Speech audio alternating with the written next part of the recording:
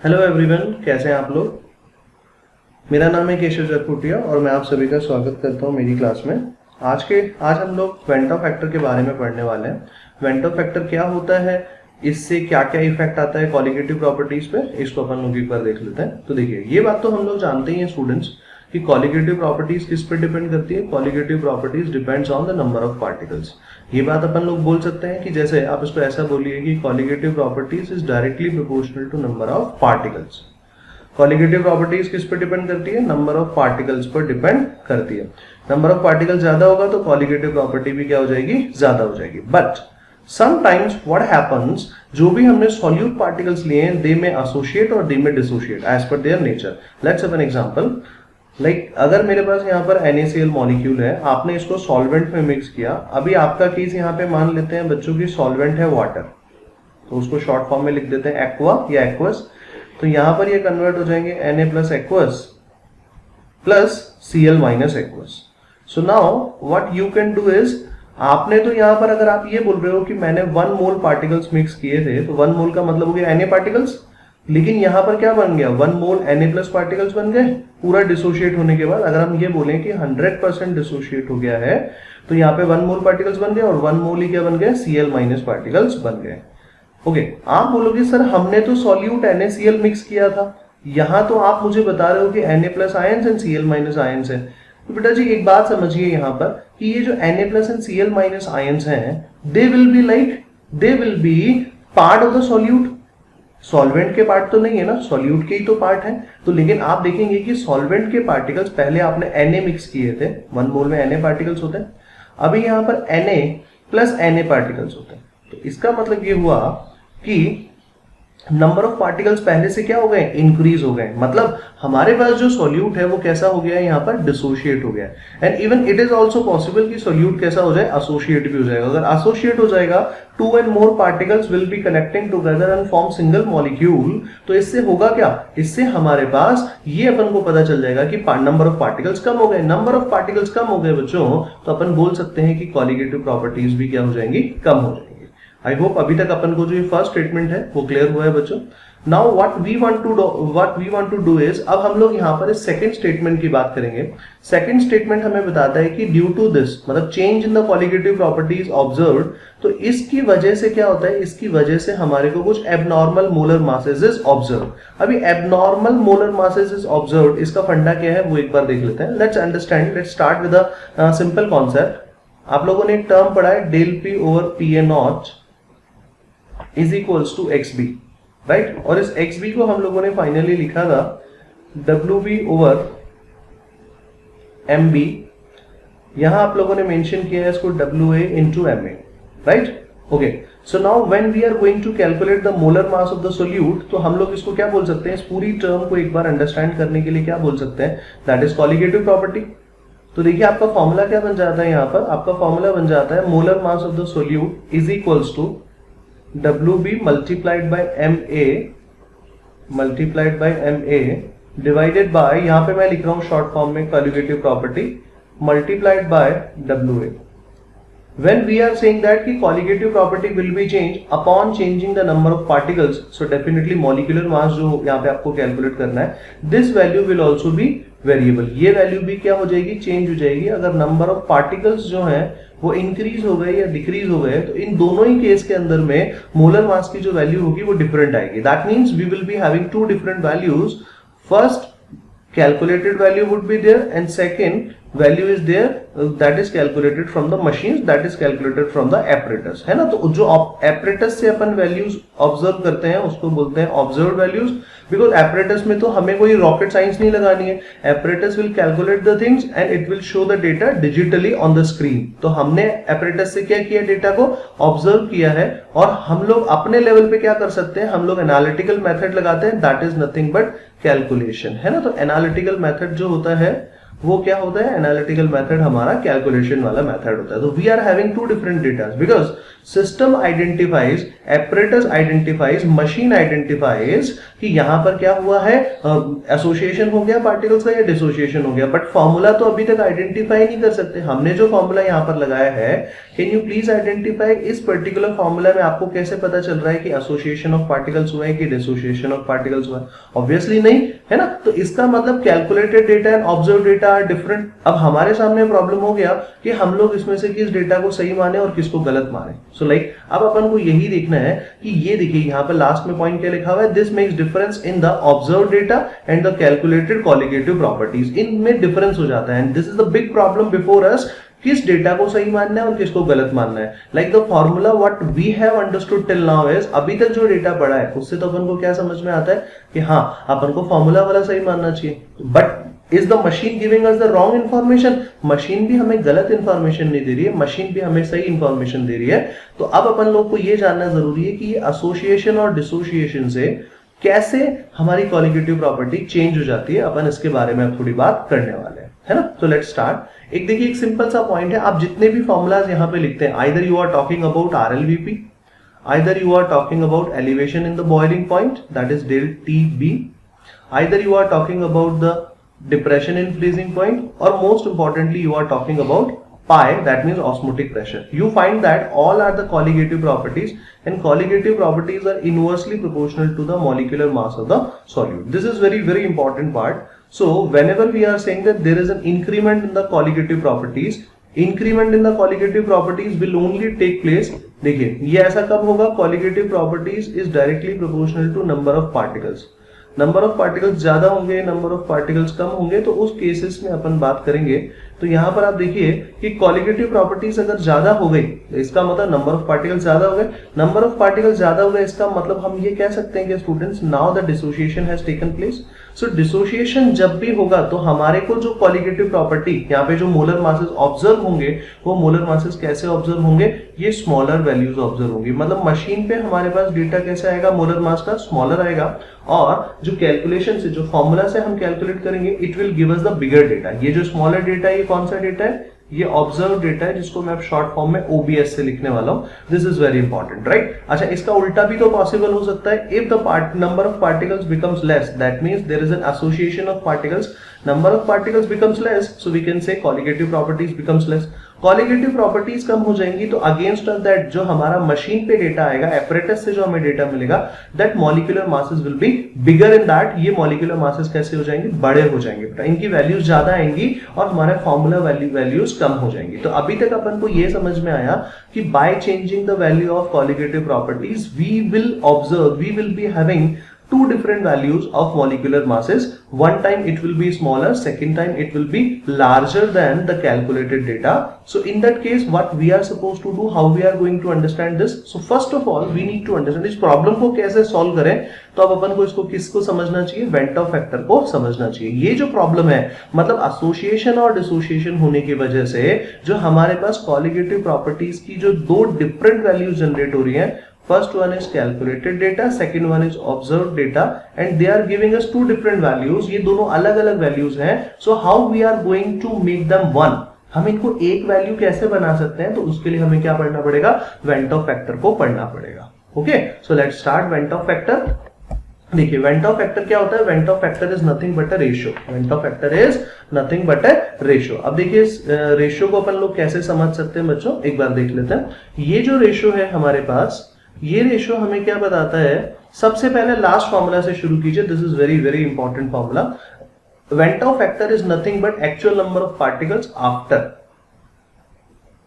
Association और dissociation. याद रखिएगा दोनों चीजें एक साथ जनरली नहीं होती है, DI मतलब हो गया dissociation, divided by number of particles before association और डिसोसिएशन, बिफोर एसोसिएशन और डिसोसिएशन, है ना।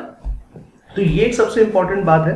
तो देखिए एक चीज जो अभी अपन को समझ में आया कि मान लीजिए एक एग्जांपल ले लेते हैं जो अपन को समझ में आता है कि डिसोसिएशन वाला एग्जांपल ले लिया, डिसोसिएशन का एग्जांपल ले लिया, then we would be saying that number of particles after dissociation will be larger and before dissociation number of particles will be less. Just like we have already discussed one example that NaCl है, अगर अपन इसको dissociate कर दे then we would be saying we are having two different particles that is Na+ and Cl-। Just imagine इसके 100 particles थे, इसके initially 0 particles है at time t is equals to 0। अगर हम ये बोलते हैं कि यहाँ पर 100% डिसोशिएशन हो जाता है, 100% डिसोशिएशन हो जाता है, तो यहाँ पर तो इसके 0 पार्टिकल्स बचेंगे, लेकिन यहाँ पर Na+ के 100 पार्टिकल्स बन जाएंगे। कैसे पता चला?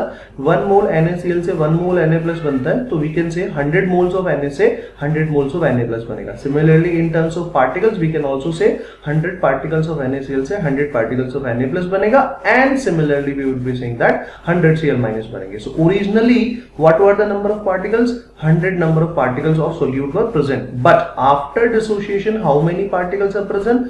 After dissociation there are 200 particles are present. So in that case what is the value of I? I का value होगा after dissociation how many values are there, how many particles are there? It would be like 200 divided by 100. So what should be your final answer? Your final answer of I is equals to 2. तो देखिए ये I का जो value हमारे पास आया है, I का value आया हमारे पास 2। तो मेरे को अभी तक जो चीजें समझ में आई वो ये हुआ कि Ventov factor can be classified for 2 different cases. First one is for association, second one is for dissociation. अपन पहले यहाँ पर dissociation की बात कर रहे हैं, so we can say कि dissociation जब भी आप करोगे तो उस केस में I का वैल्यू तो हमेशा greater than 1 ही आएगा, है ना। और इसी से मुझे समझ में आता है कि अगर मैं association कर दूं तो मैं यहाँ पे बोलूंगा कि I का वैल्यू क्या हो जाएगा? लेस देन 1 आएगा, राइट यहां तक का स्टूडेंट्स आप लोग को कॉन्सेप्ट समझ में आया है ना। तो this particular formula is clear. I think this is the third formula that is clear. Okay, now we can say that अब अपन और क्या फॉर्मूला बना सकते हैं? तो देखिए एक्चुअल नंबर ऑफ पार्टिकल्स की बात कर रहे हैं, तो actual number of particles after association and dissociation. तो अब अपन आ जाते हैं इस फर्स्ट नंबर वाले फॉर्मूला पर। तो एक्चुअल नंबर ऑफ पार्टिकल्स किसको रिप्रेजेंट करेंगे? एक्चुअल नंबर ऑफ पार्टिकल्स तो हमारे मशीन वाले कॉलिगेटिव डेटा को, मशीन वाले डेटा को बताएंगे ना, उसकी तो वैल्यू बताएंगे। तो colligative property observed divided by colligative property calculated. Calculated means from your formula. तो आई थिंक ये वाला पॉइंट भी अपन को समझ में आता है कि आई का जो वैल्यू है, मतलब वेंटॉफ फैक्टर का वैल्यू है, तो वो हमारे को अगर कॉलिगेटिव प्रॉपर्टीज के टर्म्स में कैलकुलेट करना हो तो we would be saying that colligative property observed divided by colligative property calculated. This will be the formula. So like this is the second formula, and we have already discussed like colligative property is inversely proportional to the molar mass. So in that case अगर हम ये बोलेंगे कि colligative property observed है, तो यहाँ पे भी आपको ये जो molar mass है ये observed ही तो लिखना पड़ेगा ना। So अगर अपन वेंटॉफ फैक्टर को मॉलिक्यूलर मास के टर्म्स में लिखेंगे, so in that case what we are suppose to do is, हमको क्या लिखना पड़ेगा? मॉलिक्यूलर मास ऑफ सॉल्यूट, यहाँ पे आप लिखेंगे कैलकुलेटेड, और डिवाइड में आपको लिखना पड़ेगा, डिनोमिनेटर में आपको लिखना पड़ेगा this is observed. Please remember, आप यहाँ पे नोटिस कीजिए कि यहाँ पर कॉलिगेटिव प्रॉपर्टीज ऑब्जर्व्ड न्यूमरेटर में है, वेयर एज यहाँ पर मॉलिक्यूलर मास ऑब्जर्व्ड डिनोमिनेटर में है, because it is inversely proportional. तो ये चीज अपन को क्लियर होनी चाहिए। सो as far as what we have discussed here now is we have discussed that कि यहाँ पर क्या होना चाहिए? I के 3 फॉर्मूलाज बनने चाहिए। First formula is very simple, colligative property, आप इसको ऐसे याद रखिए, ये जो इतना सब चीजें हैं उनको नहीं, colligative property observe divided by colligative property calculated, right. Second formula जो आपने पढ़ा यहाँ पर वो है मॉलिक्यूलर मास या molar mass calculated divided by molecular mass observe, this is the second formula. And third formula what you have studied is NP बोल रहा हूं, एनपी का मतलब होता है number of particles, number of particles after association and dissociation, है ना। तो आप यहां पे लिख लीजिए आफ्टर एसोसिएशन और dissociation divided by number of particles before association और डिसोसिएशन। हम ऐसा मान के चलेंगे कि या तो एसोसिएशन ही होगा या फिर डिसोसिएशन ही होगा, जनरली दोनों केसेस एक साथ नहीं होंगे, है ना। अगर दोनों केसेस एक साथ भी होंगे तो भी अपन उसको डिस्कस कर सकते हैं, this is not a big problem, तो उनको भी अपन डिस्कस करना सीखेंगे। फिलहाल अपन को ये पता होना चाहिए कि there are 3 formulas for the van't Hoff factor. Okay, हमने मान लिया कि यहाँ पे ये वेंटॉफ फैक्टर ये ऐसा होगा, मान लेते हैं एक बार कि वेंटॉफ फैक्टर हमारे पास आ गया, हम लोगों ने इस वेंटॉफ फैक्टर की वैल्यू कैलकुलेट भी कर ली, but how this van't Hoff factor is affecting, how this van't Hoff factor is affecting the value of colligative properties. तो देखिए हमारे को अब आप खुद ही सोचिए, अब हमारे को जो कॉलिगेटिव प्रॉपर्टी आई है, ऑब्जर्व्ड कॉलिगेटिव प्रॉपर्टी आई है, जस्ट लाइक मैं इस पर्टिकुलर पार्ट से मैं एक रिलेशनशिप जनरेट करने की कोशिश कर रहा हूं, जिससे कि आपका ऑब्जर्व्ड कॉलिगेटिव प्रॉपर्टी का डेटा और कैलकुलेटेड कॉलिगेटिव प्रॉपर्टी का डेटा रिलेट हो जाए। तो अपन लोग क्या बोल सकते हैं यहाँ पर, एक बार इधर देखिए बच्चों, अपन लोग ऐसा बोल सकते हैं क्या, कॉलिगेटिव प्रॉपर्टी ऑब्जर्व्ड, जो भी हमारे पास कॉलिगेटिव प्रॉपर्टी ऑब्जर्व्ड आएगी that will be equal to I multiplied by colligative property calculated. यही तो आप बोलोगे, है ना। तो मतलब कैलकुलेटेड का डेटा हमको किससे कैलकुलेट करना है, from the formula point of view we are going to calculate this, right. इसको अपन किससे मल्टीप्लाई कर देंगे, आई से मल्टीप्लाई कर देंगे, so then we will be getting the colligative property data equal to the observed colligative property. देखिए इसका मतलब आप एक बार जरा ढंग से समझिए, let's understand, let's start with one form of example. जो हेडिंग यहाँ पे लिखा हुआ है उस हेडिंग पे फोकस नहीं करते हैं फिलहाल। जो अभी हम लोगों ने यहाँ पर एक फॉर्मूला पढ़ा है कि colligative property observe is equals to, हम क्या बोल रहे हैं यहाँ पर, I colligative property calculated. Okay, अब देखिए आपके सामने अगर मैं आपसे पूछूं कि what are the colligative properties, so you will be saying that there are 4 types of colligative properties. First colligative property is nothing but RLVP. Second colligative property is nothing but elevation in the boiling point. E stands for elevation, VP stands for boiling point. Third point is depression in the freezing point. And last point जो अपन लोगों ने पढ़ा है वो यहाँ पर ये पढ़ा है वो that is osmotic pressure. So there are 4 colligative properties and इन चारों के हमारे पास formulas भी हैं, right? So अब आप देखिए कि आपने यहाँ पर नया फॉर्मूला क्या बना लिया, आपने यहाँ पर नया फॉर्मूला बनाया RLVP is equals to I multiplied by, है ना, RLVP। आप इस RLVP का मतलब क्या बोलेंगे, RLVP का मतलब बोलेंगे del T over PA nought. और याद रखिएगा ये जो भी डेटा आपके पास आ रहा है तो आपके पास ये मशीन वाला डेटा होगा। ये मशीन वाला डेटा कैलकुलेटेड डेटा से या फॉर्मूला वाले डेटा से इक्वेट कब किया जा सकता है, जब आप I की वैल्यू मल्टीप्लाई कर देंगे कुछ इस फॉर्मूला से। तो ये चीज मुझे लगता है कि ये फॉर्मूला तो आप लोग ऑलरेडी पहले से ही जानते हैं ना कि WB over MB multiplied by WA over MA। तो ये देखिए ये एक रिलेशनशिप बन गया यहाँ पर किसके बीच में, कैलकुलेटेड कॉलिगेटिव प्रॉपर्टी और observed colligative property. This is what, this is observation. ये क्या किया है आपने, ऑब्जर्वेशन किया है। और ये वाला पार्ट पर्टिकुलरली कैसा है, कैलकुलेटेड डेटा है। तो कैलकुलेटेड डेटा को आप किससे मल्टीप्लाई करेंगे, आई से मल्टीप्लाई करेंगे, तो उसका रिलेशनशिप, उसकी वैल्यू किसके बराबर आ जाएगी, हमारे पास ऑब्जर्व डेटा के बराबर आ जाएगी। यहां तक अपना काम कंप्लीट हुआ। इसी तरह से आप बोलेंगे यहां पर कि del TB, this is the observed colligative property, that is equal to I into KB multiplied by WB divided by MB. Here you will be having the data of solvent that should be in grams, so that is why it should be followed by the multiplication of 1000. ऐसा ही तो कुछ होने वाला है। So del TB का value मिल गया, so this is nothing but ये जो डेटा है ये कौन सा डेटा है, ये हमारा कैलकुलेटेड वाला डेटा है। और ये जो डेटा आप कैलकुलेट करके बताएंगे ये हमारा ऑब्जर्व्ड वाला डेटा है। सो ऑब्जर्व्ड का डेटा और कैलकुलेटेड का डेटा इक्वल हो जाएगा अगर हम कैलकुलेटेड कॉलिगेटिव प्रॉपर्टी का डेटा आई से मल्टीप्लाई कर देंगे। तो हमारे सामने जो मेजर इशू था कि when we are facing two different values of, when we are having two different values of one colligative property which should be corrected, which should not be corrected. तो देखिए मैं ये बात आपको कंफर्म कर देता हूं कि आपको करेक्ट डेटा तो आपको ऑब्जर्व डेटा को ही मानना है जो मशीन से आ रहा है।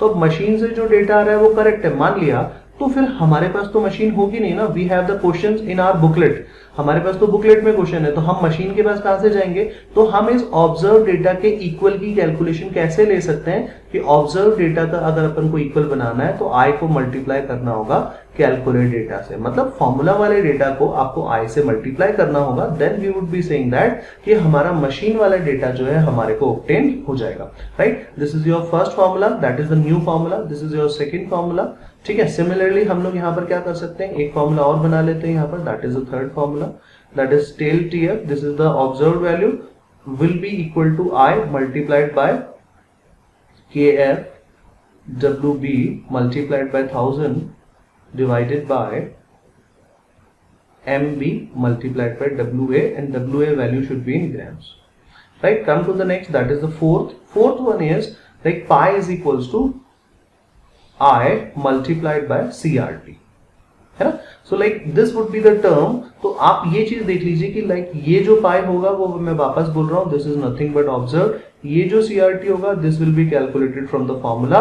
This calculated colligative property will be multiplied by I so that calculated value and observed value will be equal to each other and there will be no chaos in the data. So first of all अभी तक तो हम लोगों ने ये जाना कि अगर हमारे को दो डेटा मिल रहे हैं तो कौन सा डेटा सही है, ऑब्जर्व्ड वाला डेटा ही सही होता है जो मशीन से या एपरेटस से आता है। तो हमारा कैलकुलेटेड वाला डेटा गलत है, वो गलत नहीं है, that is incomplete, that should be further multiplied by I so that these two data will be equal to each other. Now how to calculate the values of I? हर बार देखिए अगर आपको ये पूरा पार्ट समझ में आया, सो now what I am saying is अब हमारे को उस I का वैल्यू कैलकुलेट करना है। आप बोलोगे कि सर ये तीन फॉर्मूलाज तो आपको दे ही रखे, है ना, तो देखो इनसे अपन जो है पता कर पाना थोड़ा मुश्किल होता है। तो हम लोग ये क्या करते हैं, एक सिंपल प्रोसेस डेवलप करते हैं यहाँ पर, how to calculate the value of I की वैल्यू कैसे कैलकुलेट करेंगे। और दूसरी बात, हमको क्वेश्चन में कभी कभी ऐसा वेरिएशन भी बोल देता है कि 100% डिसोसिएशन नहीं हुआ है, 100% एसोसिएशन नहीं हुआ है। कभी कभी क्वेश्चंस को कॉम्प्लेक्स बनाने के लिए बोल देंगे 50% एसोसिएशन ही हुआ है, या फिर ये कह देंगे कि 50% डिसोसिएशन ही हुआ है। तो इस चीज को, इस पर्टिकुलर पार्ट को अपन कैसे एड्रेस करेंगे, that we are going to start this now. अब देखिए यहाँ पर जो हेडिंग आपके सामने लिखा हुआ है, दैट हेडिंग सेज कि पार्टिकल्स का क्या होना चाहिए, डिसोसिएशन होना चाहिए। सो लेट्स स्टार्ट। अब डिसोसिएशन को कैसे डिस्कस करते हैं। देखिए ये बात तो पक्की है कि जब भी डिसोसिएशन होगा तो डिसोसिएशन में नंबर ऑफ पार्टिकल्स क्या हो जाएंगे, इंक्रीज हो जाएंगे। और ये बात भी हम जानते हैं कि यहाँ पर I का जो वैल्यू है वो कैसा आना चाहिए, ग्रेटर देन 1, क्योंकि after dissociation number of particles will be more. तो ये चीज हमारे पास I का वैल्यू जो है वो ज्यादा आना चाहिए। I का वैल्यू ग्रेटर देन 1 आएगा तो इससे अपन को क्या क्या चीज क्लियर हुआ, है ना। या अपन इसको ऐसा ध्यान रख सकते हैं कि एसोसिएशन जब भी बोलेंगे तो कंफर्म हमेशा दिमाग में रखना कि I का वैल्यू ग्रेटर देन 1। तो इससे और कुछ चीजें भी हम क्या क्या बोल सकते हैं। देखो I का जो फॉर्मूला आप लोगों ने पढ़ा है, that is colligative property observed divided by colligative property calculated. If the value of I is greater than 1, तो मैं यहाँ पे क्या बोल सकता हूँ, this complete data will be greater than 1। तो शॉर्ट एंड स्वीट फॉर्म में इसको ऐसा लिख सकते हैं कि ऑब्जर्व्ड कॉलिगेटिव प्रॉपर्टी हमारे पास में क्या आने वाली है, ज्यादा आने वाली है कैलकुलेटेड डेटा से, राइट। ये चीजें कई बार ये लैंग्वेज में क्वेश्चन पूछ लेते हैं। तो इसी तरह से मैं यहाँ पर बोल देता हूँ कि अगर हमारे पास जो मॉलिक्यूलर मास आएगा, जो ऑब्जर्व डेटा होगा वो होगा कम, और जो हमारा फॉर्मूला से आप मोलर मास कैलकुलेट करेंगे that will be higher, right. तो ये दो कंक्लूजन्स अपने पास इस पार्ट से निकलते हैं अगर I का वैल्यू ग्रेटर देन 1 होता है। और I का वैल्यू ग्रेटर देन 1 होगा ही क्योंकि नंबर ऑफ पार्टिकल्स क्या कर जाते हैं, इंक्रीज कर जाते हैं। अब हर बार तो हमारे को सॉल्ट नहीं पता ना कौन सा सॉल्ट होगा, तो मैं एक एग्जांपल आप लोग के सामने बना देता हूं, that is AXBY is a salt जो क्या करता है, नियरली 20%, 30%, 40% जो है ना वो डिसोशिएट होता है। हम अभी नहीं बोल रहे हैं कि 100% डिसोशिएट हो, और हर बार क्वेश्चन में 100% डिसोशिएशन मिले ये कोई जरूरी नहीं है बच्चों, है ना। तो यहां पर मैंने लिखा x of A plus m, और यहां पर मेरे पास बन जाएगा y of B minus m, है ना। ये कुछ इसके आयंस बन जाएंगे। तो इसका मतलब अगर मैं यहाँ पे इक्विलिब्रियम का साइन पुट कर रहा हूँ बच्चों, तो then what does it mean, इसका सिंपल मतलब है आपके पास में कि यहाँ पर आयंस भी प्रेजेंट होंगे और यहाँ पर ये सॉल्ट भी प्रेजेंट होगा। आयंस प्रेजेंट है इसका मतलब डिसॉल्व्ड फॉर्म में आयंस प्रेजेंट होंगे, एज वेल एज यहाँ पर डिसॉल्व्ड फॉर्म में सॉल्ट के पार्टिकल्स भी प्रेजेंट होंगे, अनडिसोशिएटेड फॉर्म में प्रेजेंट होंगे। So now what I am suppose to do is, अब मुझे यहाँ पे क्या करना है, अब मुझे इसका कुछ मैथमेटिकल पार्ट शुरू करना है। सो अब मैं बोलता हूँ कि time t is equals to 0 पर मान लेते हैं कि इसके 1 मोल थे। एक एग्जाम्पल ले लेते हैं कि मान लेते हैं इसके 1 मोल थे या 1 पार्टिकल थे, है ना। तो उसमें से, और जब तो रिएक्शन शुरू ही नहीं हुआ था तो यहाँ पर तो इसके कितने पार्टिकल्स होने चाहिए, दैट विल बी लाइक 0 0। अब अगर मैंने कहा कि यहाँ पे आपको इक्विलिब्रियम अटेन हो गया है, तो इक्विलिब्रियम अटेन हो गया है तो यहाँ पे हो जाएगा 1 माइनस अल्फा। यहाँ पे आप देखेंगे तो यहाँ पे पार्टिकल्स बन जाएंगे x अल्फा, और यहाँ पे पार्टिकल्स बन जाएंगे आपके पास में y अल्फा। या फिर अपन बोलते हैं कि यहाँ से अगर अल्फा मोल्स डिसोशिएट हुए हैं, डिसोशिएट ही हुए हैं, यहाँ से अगर अल्फा पार्टिकल्स डिसोशिएट हुए हैं तो यहाँ पे आप क्या बोलेंगे इसको कि ये x अल्फा पार्टिकल्स बन जाएंगे और यहाँ पे xy मोल्स या पार्टिकल्स बन जाएंगे, right. So I just want to calculate the things कि total moles after dissociation, after dissociation total moles कितने होंगे, हम लोग इस बारे में बात करना चाहते हैं। तो यहाँ पे आप बोलेंगे 1 minus alpha plus x alpha plus y alpha, ये तो बोलेंगे, है ना। तो अब आप देखेंगे यहाँ पे आप ऐसा लिख सकते हो कि 1 माइनस अल्फा प्लस का साइन लगाइए, यहाँ पे हो जाएगा x प्लस वाई अल्फा। हम लोग क्या कर रहे हैं, हम लोग यहाँ पे ये बोल रहे हैं कि ये जो x प्लस वाई है इसको आप क्या मान लीजिए, एक बार n मान लीजिए, है ना। और इस n के बारे में भी अपन बात करेंगे थोड़ी देर रुक के कि इस n का क्या पढ़ना है। तो यहाँ पे देखिए 1 minus alpha plus n alpha, ऐसा बोल सकते हैं। तो अल्टीमेटली शॉर्ट एंड स्वीट में अपन इसको ऐसा नहीं बना सकते क्या, 1 plus n minus 1 alpha. This is nothing but number of particles या total number of moles after dissociation. Similarly अगर मैं बोलूं कि टोटल मोल्स बिफोर डिसोसिएशन कितने थे, so your answer should be before dissociation it is equal to 1। ये तो बोलोगे before dissociation it is equal to 1. So we have two different data for the total number of particles before dissociation and after dissociation. So at this stage what we are supposed to do is, I think students आप लोग को यहाँ तक तो समझ में आया है ना। So now what I am going to do is, अब मैं यहाँ पर थोड़ा मैथमेटिकल पार्ट को एक्सप्लेन कर रहा हूँ। सो देखिए हम लोगों ने एक फॉर्मूला पढ़ा है, I is equals to number of particles after dissociation divided by number of particles before dissociation, है ना। एनपी मतलब होता है नंबर ऑफ पार्टिकल्स, ये हो गया बिफोर डिसोसिएशन। तो अगर अब अपन यहाँ पर देखते हैं तो यहाँ पे क्या बोल सकते हैं, यहाँ पे हम लोग बोलेंगे कि 1 plus n minus 1 into alpha divided by 1, यही तो बोलेंगे इंटू अल्फा, है ना। और यहाँ पे हो जाएगा i। तो देखिए आप लोग ऐसा कुछ फॉर्मूला बना सकते हैं यहाँ पर, i is equals to 1 plus n minus 1 alpha. तो हम लोग इसको ऐसा बोलते हैं यहाँ पर i minus 1 upon n minus 1 is equals to alpha. This is a very important part, very important derivation.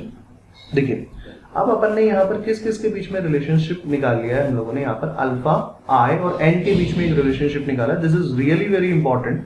देखिए अभी इंपॉर्टेंट क्यों है ये मैं आपको बताता हूँ यहाँ पर, ये इंपॉर्टेंट क्यों है। देखिए मान लीजिए just like let's have an example, अगर आपको मैं बोलता हूं कि MgCl2 है और ये डिसोशिएट होता है अपने आयंस के अंदर में कुछ इस तरह से Mg+2 प्लस 2Cl माइनस, यही तो है।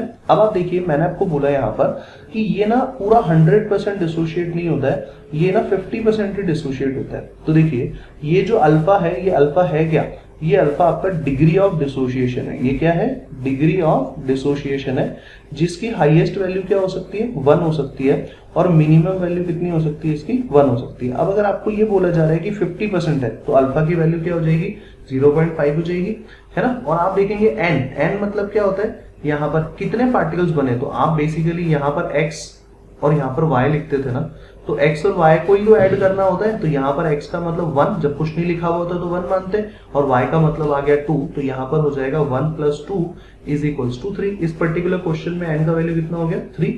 आप देखेंगे कि i का वैल्यू कैलकुलेट करना है, तो i minus 1 divided by 3 minus 1 is equals to, अब अल्फा की वैल्यू हो गया 0.5, क्योंकि हमको क्या गिवन है, हमको यहाँ पर गिवन है कि 50% ही डिसोशिएट हो रहा है ना। तो जब आप इसको सॉल्व करेंगे you find that i minus 1 is equals to 2 into half, that will give us 1, so the value of i becomes 2।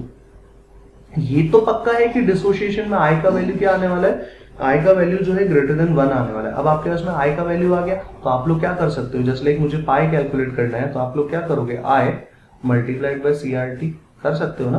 तो दैट मीन्स व्हाट, i का वैल्यू कैसे कैलकुलेट किया जाए, with the help of degree of dissociation, क्योंकि आजकल degree of dissociation भी अपन लोगों से क्वेश्चंस में, कॉन्सेप्ट्स में पूछा जाने लगा है ना। तो चलिए अब एक बार एक क्वेश्चन करके देखते हैं, तब फिर अपन आगे बढ़ेंगे यहाँ पर, है ना। तो देखिए क्वेश्चन ये कहता है, जस्ट लाइक मान लीजिए ये क्वेश्चन आपके सामने है। अभी इनिशियली आपको इस क्वेश्चन में देखना है कि क्या क्या गिवन है, पहले अपन ये देखेंगे, उसके बाद आगे मूव ऑन करेंगे कि एसोसिएशन डिसोसिएशन कैसे पता चलेगा, क्वेश्चन में कैसे गिवन होता है, ये भी अपन देख लेते हैं एक बार। आपको देखिए क्वेश्चन में क्या गिवन है, आपको यहाँ पर ये गिवन है कि WB का मतलब मास of the solute, that is nothing but 2.925 grams. आपको NaCl दे रखा है, इसका मतलब आपको मोलर मास भी पता है, that is nothing but 58.5 grams, है ना। और ये किसके लिए होता है, इसके लिए आप ब्रैकेट में मेंशन कर लीजिए, this is nothing for Cl। आपको ये मालूम है कि it is dissolved in 100 grams of water, और water is nothing but a solvent, तो आपको सॉल्वेंट के लिए भी डेटा दे रखा है, that is equal to 100 grams, right. आपको बोला है यहाँ पर calculate the boiling point of the solution, solution का बॉइलिंग पॉइंट आप कैलकुलेट कर लीजिए, और उसके लिए आपको Kb भी दे रखा है। तो देखो बेटा, हम लोगों को यहाँ पर ऐसा तो कुछ भी नहीं बोला कि यहाँ पर एसोसिएशन हुआ है कि डिसोसिएशन हुआ है, ऐसा तो कुछ भी नहीं बोला ना। देखिए, अगर ऐसा कुछ बोलता तो हम लोग यहाँ पे I का वैल्यू कैलकुलेट करते। तो हमें ऐसा बोला है कि NaCl इज अनडिजॉल्व्ड, NaCl जो है वो अनडिजॉल्व्ड फॉर्म में है, तो हम लोग यहाँ पर डेल TB वाटर का जो बॉइलिंग पॉइंट होता है वो हमारे पास में कितना होता है, that is nothing but equal to 100 degree Celsius. So अब देखिए, आप यहाँ पर आप क्या लिखेंगे, एक बार ये समझ लीजिए, del TB is equals to आपका जो फॉर्मूला होता है that is KB multiplied by WB multiplied by 1000 divided by MB multiplied by WA, यही तो लिखेंगे। अब जो जो डेटा आपको क्वेश्चन में गिवन है वो सब आप यहाँ पे पुट कर दीजिए एंड फाइंड दैट कि KB का वैल्यू है आपके पास में 0.52, WB का वैल्यू है आपके पास में 2.925 multiplied by 1000 divided by MB का डेटा आपके पास में 58.5 और यहाँ पे आपके पास में जो मास ऑफ सॉल्वेंट है दैट इज 100। आप यहाँ से क्या कैलकुलेट कर लेंगे, डेल TB कैलकुलेट कर लेंगे। जब आप इस डेल TB को कैलकुलेट करेंगे बच्चों, तो यहाँ पर आपके पास डेटा आएगा 0.026, है ना। अब देखिए, फाइनली आप सोचिए, यहाँ पर जो आपके पास में डेल TB है, मतलब यहाँ पे आप बोलेंगे कि final temperature, final boiling temperature of solution, है ना। यहाँ पे आप बोलेंगे माइनस वाटर का बॉइलिंग पॉइंट कितना होता है 100 degree Celsius is equals to आपके पास डेटा आ गया 0.026। तो यहाँ पर सोल्यूशन का जो बॉइलिंग पॉइंट आया वो कितना आ गया बेटा जी, 100.026 डिग्री सेल्सियस। अगर यही डेटा आप लोगों से केल्विन में पूछते तो आप क्या कर देते, इसके अंदर में 273 जोड़ देते, तो उस समय आपका आंसर हो जाता 373.026 केल्विन, राइट। आपको यहाँ पर तो अभी कुछ भी नहीं बोला, कोई एसोसिएशन कोई डिसोसिएशन नहीं बोला। Just now look at the another question.